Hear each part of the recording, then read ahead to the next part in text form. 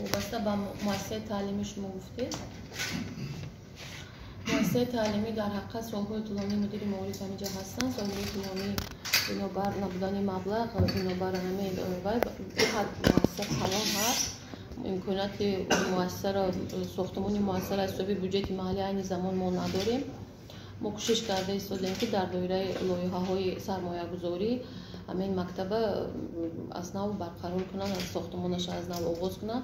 کاربری شده است در این سمت برای سرتیفیکات همین خیلی از مدیر شعبه ما سرتیفیکات استفاده برای زمین حتی تا همین مدت مکتب نداشته است.